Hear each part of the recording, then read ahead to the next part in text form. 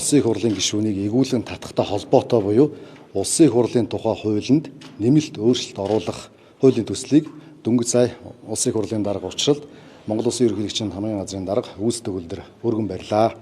За парламент хэрхэн хилэлцгийг одоо парламентээр өнөөдөр хуулийн төсөл нээлттэй тавигдаад явчихна. За парламент хилцэх дарааллынхаа дагуу хилцээд явна.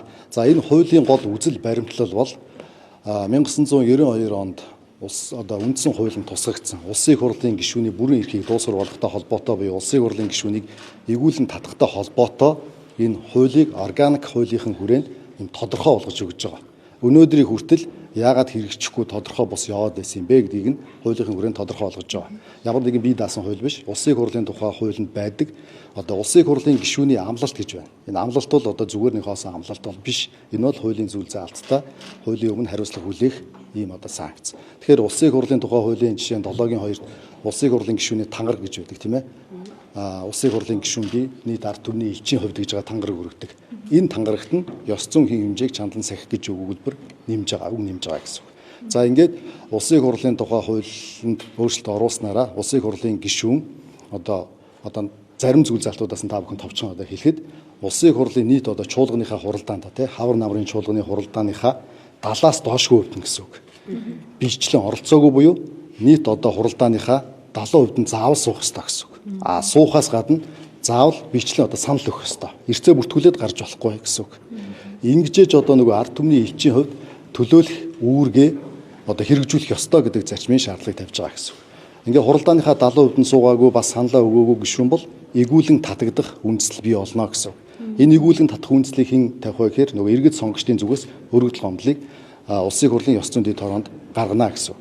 Ингээд ёс зүйн дэд хороо үнийг нээлттэйгээр хилэлцээд олон нийтэд нээлттэйгээр хилэлцээд улсын их хурлын нэгдсэн чуулганаар бас нээлттэй хилэлцээд эцсийн шийдвэрийг үндсэн хуулийн цэц, үндсэн хуульд зөрчсөн эсрэг, тангаргаасаа нятсан эсхийг нь үндсэн хуулийн цэц тогтооно гэсэн үг. Ийм 3 шат дамжилгаар одоо парламентын засаглалаа бэхжүүлэх, энэ парламентын дархлааг одоо сайжруулах үүднээс энэ одоо өөрчлөлтүүдийг хийж байгаа гэсэн үг. За мөн түүнчлэн шүүхийн одоо хүчин төгөлдөр шийдвэр буюу гин буруутаан тогтоогдсон байх юм бол бас эгүүлэн татдах энэ одоо процедурыг нь илүү тодорхой болгож байгаа юм органик хуулиа гэж ойлгож болно гэсэн үг.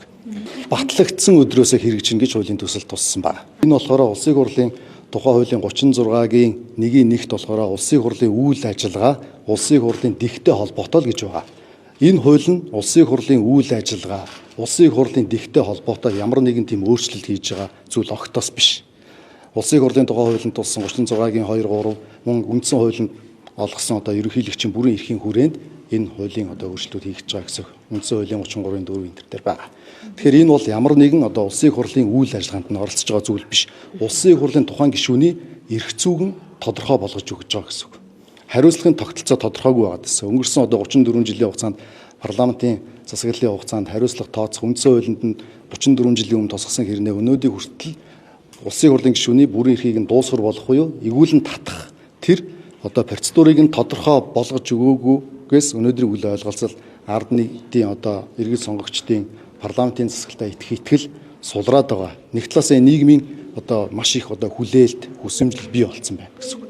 Тэгээ үүнийг тэгэхээр энэ болохоор одоо бүх гишүүдэд хамаарал та. Одоо улсын их хурлын гишүүн л гэж байдаг тийм үү? За үүнийг бол бид нар одоо хэлэх боломжгүй. Өнөөдөр парламент дээр хуулийн төслийг өргөн одоо нээлттэйгээр тавьчихна. Улсын их хурлын хамгийн газраас хилцэх асуудлын дараалалаараа ямар гормоор хилцгийг нь одоо улсын их хурл бүрэн эрхийнхээ хүрэн шийдээд явна гэсэн үг. Ёс зүйн хэм хэмжээг зөрчсөн бол гэж байгаа шүү дээ. Тэр хэм хэмжээ гэдгээ яг хэрхэн тодорхойлж байгаа вэ? Тий. Улсын их хурлын гишүүний ёс зүйн дүрм гэж байдаг. Улсын их хурлаар баталсан. 2021 оны 105 дугаар тогтоол байна уу да миний санаж байгаагаар. Улсын их хурлын гишүүний ёс зүйн дүрм гэдэг байгаа. Хэрэв улсын их хурлын гишүүн ёс зүйн ноцтой алдаа гаргасан тохиолдолд ямар арга хэмжээ авах вэ гэдэг нь энэ бүр тогтоолт. Цалингийн хамгийн дээд шийтгэл нь 20% шийтгэл байдаг тийм ээ. Энээс өөрөөр одоо улсын их хурлын гишүүнийг ёс зүйн ноцтой зөрчил гаргажээ гэж одоо хариуцлага өргүүлэх боломжгүй байгаа гэдэг. Тэгэхээр улсын их хурлын тухай хуулийн дээр 7-гийн 2-т байгаа улсын их хурлын гишүүний өргөх тангараг дээр ёс зүйн хэмжээг чандлан сахих гэж оруулснараа үүнийг дагаад энэ хууль батлагснаар зарим авах арга хэмжээний тухай одоо тогтоолын төсөл батлагдана гэсэн. Энэ тогтоолын төслийг ч бас хавсаргаад одоо ерөнхийлөгчийн зүгээс өргөн барьсан гэсэн. Тэгэхээр Монгол улсын их хурл өөрөө ёс зүйн тэр дүрмээ шинжлэх хэрэгтэй болно гэсэн үг. Монгол улсын ерөнхийлөгч эргүүлэн татах гэдэг байгаа юм биш. Ерөнхийлөгч ёс зүйн хэмжээг нь тогтоох гэдэг байгаа юм биш. Хариуцлагын тогтолцоог нь тодорхойлгож өгч байгаа. Улсын хурал ёс зүйн тэр дүрмээ тодорхой болгоно гэсэн үг. Зөвхөн цалингийн 20%-аар торгоод байдаг энэ зүйл заалт улсын хурлын гишүүн ямар хариуцлага хүлээх юм бэ гэдэг улсын хурлын өөрөөр тодорхой болгоод явна гэсэн үг тий. Тэгээ үүнийг дагаад мэдээж одоо үндсэн хуулийн цэцэг хэрэг хянан шийдвэрлэх, эрүүгийн эргийг хянан шийдвэрлэх тухай хуулиуд гэдэг нэмэлт өөрчлөлтүүд орно.